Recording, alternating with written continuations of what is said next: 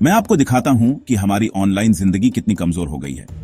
23 जून 2025 को cyber news के cyber security researchers ने एक चौंकाने वाली खोज की। 16 बिलियन से ज्यादा लॉगिन क्रेडेंशियल एक्सपोज हो गए, जो अब तक का सबसे बड़ा डेटा ब्रीच है। Google, Apple, Facebook, Telegram, GitHub और यहां तक कि सरकारी पोर्टल भी प्रभावित हुए। अचानक किसी की भी ऑनलाइन पहचान सुरक्षित नहीं लगती। यह कोई एक हैक नहीं था।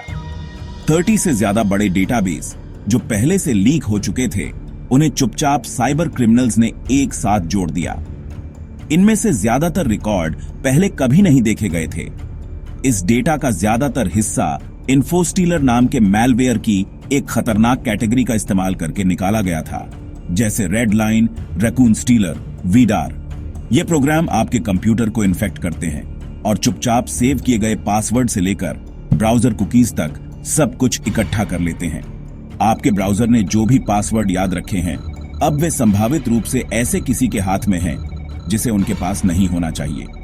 अब इनकी कॉपियां डार्क वेब, मार्केट प्लेस और टेलीग्राम चैनलों पर घूम रही हैं, बिकने, ट्रेड होने या इस्तेमाल होने के लिए तैयार। इन रिकॉर्ड्स में यूजर नेम, पासवर्ड और यूआरएल होते हैं।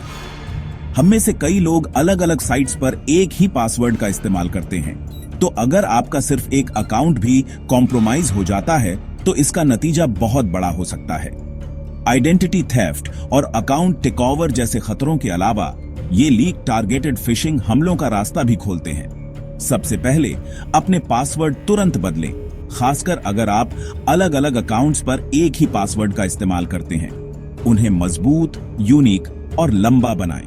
दूसरा, जहां भी हो सके मल्टी फैक्टर ऑथेंटिकेशन इनेबल करें। तीसरा, यह जांचने के लिए हैव आई बीन PWNet जैसे टूल्स का इस्तेमाल करें कि आपका डेटा बाहर है या नहीं।